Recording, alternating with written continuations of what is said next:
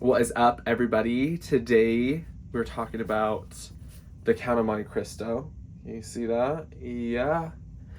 This book is the book that changed my life. No, I'm just kidding, but it's one of, honestly. Like, this is the book. I read this for the first time my sophomore year of high school. Miss Moser, if you're out there somewhere listening to this, which I know you're not, but if you are,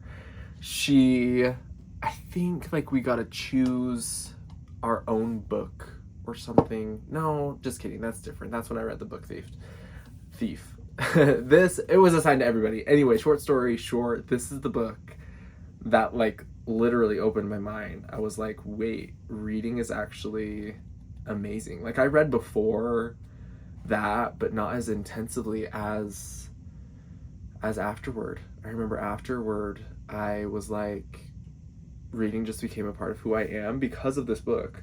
I was in an AP literature class. I have read so many books since then because I just fell in love with reading because of this book. And so for the longest time, whenever anybody would ask me what my favorite book of all time was, I would say The Count of Monte Cristo by Alexander Dumas, just because it changed my life. I'm serious. This is my second time reading it all the way through. This is the exact copy I had in my sophomore year of high school. And it's still a great story, and I loved it. Would recommend to anybody and everybody, because, and I feel like if people don't like reading, it's just because they haven't found their book yet. You know, there will be a book out there that'll show them, like, the power of reading and, like, the power of storytelling. And for me, this was that book. Second time through, I would say, was less impactful than the first. I remember the first time I was like, dang. And maybe it's because, like, I had a teacher just, like, opening it up for me and, like, discussing it as we went. I think that helps a lot with any book, but for this book in particular, I still really liked it. I didn't like it as much as I liked the first. In my mind, I remembered the story being just even more grand and spectacular, and, like, the Count's revenge even more, like, exact and cruel, and I just was in love with the story. So let's talk about what the story is. This book, first of all, was published when? A long time ago. Wait. 1844 was first published in 1844, and let me tell you how many pages it is. It's a little long, but I mean, I like it. And this is the abridged version, 531 pages, abridged by Lowell Bear. So the story basically goes like this, and I'll make this brief because I could talk about this book for a very long time. There's a couple quotes I want to read too. So basically, there's this guy. His name is Edmond Dantes, and he is just kind of living his life, doing the thing. He gets some good news that he's a shipmate, I believe. I don't know what the titles are, the correct titles, but he's going to be promoted, and he hasn't worked there a very long time. There are other people on the ship who have worked longer than him, and he's going to be promoted just by, like, a stroke of good luck, I guess, or maybe. And he was close with, like, the owner of the ship, and other things happened. Anyway, he's going to be promoted. He lands back in his hometown after being away on the ship for a while, and he goes up to this girl who he's been wanting to marry. They're going to get married, and she's the best, and everybody loves her, and now he's going to have a good job, and he's going to have a good wife, and things are just looking really up for him, and that inspires some jealousy in the people around him. And so there are these three conspirators that try to take him down because they don't like that they don't have the good fortune and that it fell into the hands of Edmond Dantes. So they frame him for being, and it's, like, very interesting because it's set in the time of the Napoleonic Wars, and so anybody who is in favor of Napoleon and not the King of France, King Louis, I don't know, Is it treason? I think that's the right word. Treason. And so they get thrown into jail. And so these guys frame Edmond, and he is thrown into jail at the height of his life when things are looking up the most. He's thrown into jail. And he's thrown into this high security place out in the middle of nowhere. Literally in the middle of the ocean. It's this jail on an island in the middle of the ocean. And he is there for 19 years. So his life is basically ruined because of that. And while he's there, he makes friends with another one of the inmates there. Abe Faria is his name. And they're not supposed to, like, obviously each cell is individual, but Abe Faria is trying to escape, and he accidentally escapes into Edmond Dantes' cell. And so they start conspiring, and Abe Faria becomes this kind of mentor to him and teaches him all that he knows. And one of the last things that he says, because Abe Faria is really old and he's been in there a really long time, and this was his one chance of escaping, and he miscalculated and ended up in Edmond's room.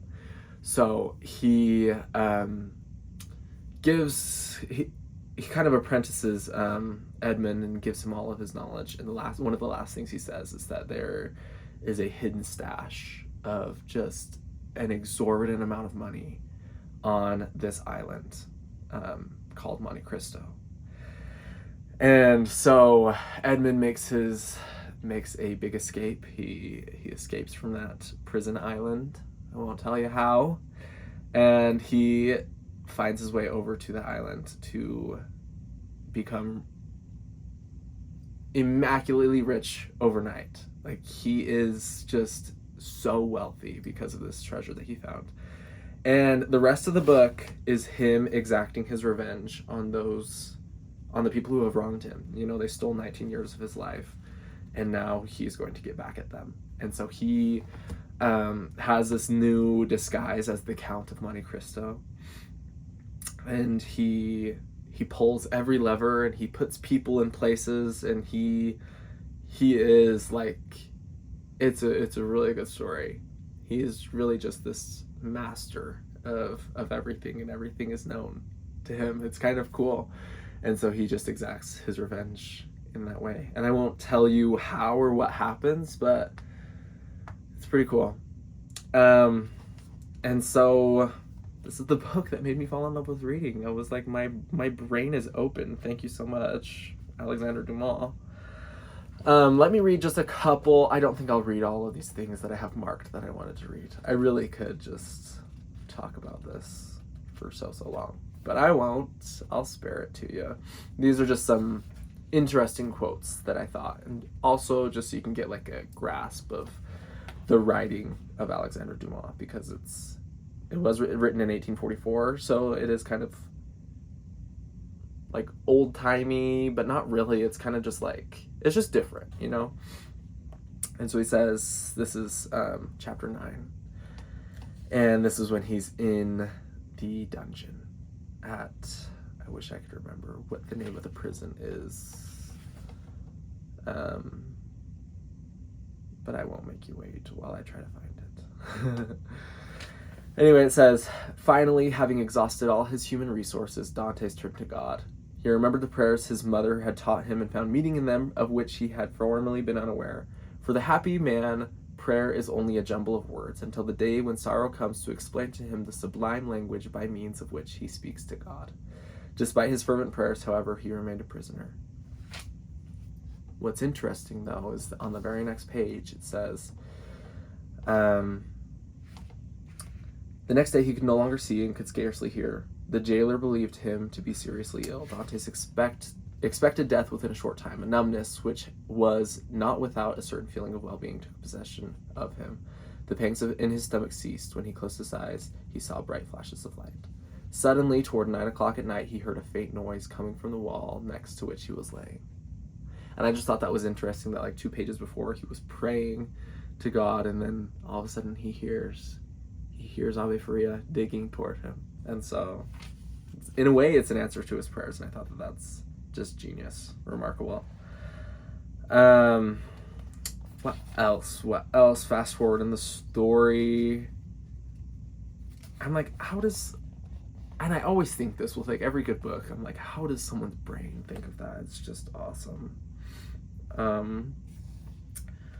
Just a little quote that I had highlighted. Truly generous men are always ready to become sympathetic when their enemy's misfortune surpasses the limits of their hatred.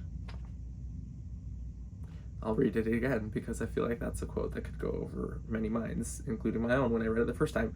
Truly generous men are always ready to become sympathetic when their enemy's misfortune surpasses the limits of their hatred.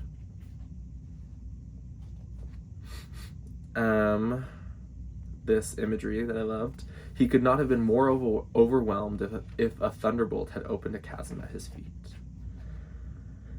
And so I just think it's really good writing with a really good story. Monte Cristo knew everything. That's a quote. The Count of Monte Cristo was commanded only by the Count of Monte Cristo. I do as I please, and believe me, it's all very well done. It just gives you like such satisfaction. Maybe it's like a very like human, because obviously like everybody who wrongs you isn't going to get their karma in this life. You know, some people wrong a lot of people and they end up living a very lavish life. But I think this book kind of shows like justice, true justice, no mercy.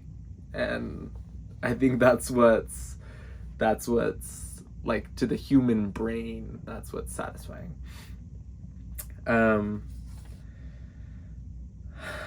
This quote that I had underlined, because here I am, 23 years old. Life is still glorious at your age, Albert. You're hardly 22 years old. And since a pure as heart as yours needs an unstained name, take my father's name, which was Herrera. Sorry, we're getting in. That's a whole another subplot. I know you, Albert. Whatever career you follow, you'll make that name illustrious. Oh. So anyway, we won't even get into that. I don't know why I have that underlined and I read it, but there we are. God punishes the indifference of men who remain cold and proud before the terrible spectacles he presents to them. That's what I want to do the whole time that I'm reading this. I'm like, live, for a day will come when you will be happy and bless life. Don't forget to live. I feel like that's the greatest... Hold on, let me read these last two, and then I'll expand on what I was going to say. Stir up the world, change its face, abandon yourself to mad ideas. Be a criminal if you must, but live. That one goes right along well with the last one. The sum of all human wisdom can be contained in these two words: wait and hope. And so this is one of the classics that I truly believe deserves to be a classic. I think it's one of its main messages, obviously not its entire message, but one of them in those last couple quotes there was to live. You know, you never know when an opportunity is going to be taken from you, and so it's important to just live now. And so I think this book, just after you read it, you're just inspired to just live your life like more fully. And I think that is I think what a lot of books try to do and few actually do, but this one does, or did for me. And so that is my short review on the Count of Monte Cristo. Let me know if you've read it, if you have any other insights on it. Great book. I'm honestly like here because of this book. So, which is like an interesting thing to say. You know, like the butterfly effect. If I hadn't read this book, then what? I don't even know what, but I don't know. Anyway, everyone have a great rest of your day. Let me know what other books I should read. Please leave a comment. I'd love to chat. I feel like well, never mind. We won't even get into the reasons why I have this YouTube channel. But part of the reason is I just want to chat with people about books. So feel free to leave a comment. I'm always just one comment away. Talk to you next time. What is next time? Next time is, I think it's The Body by Stephen King. Also a great book, but that'll be next video. Anyway, it's Carson Reads, called Carson Reads. I'm Carson at Read. I'm trying to like establish that as an outro or whatever. Anyway, ciao.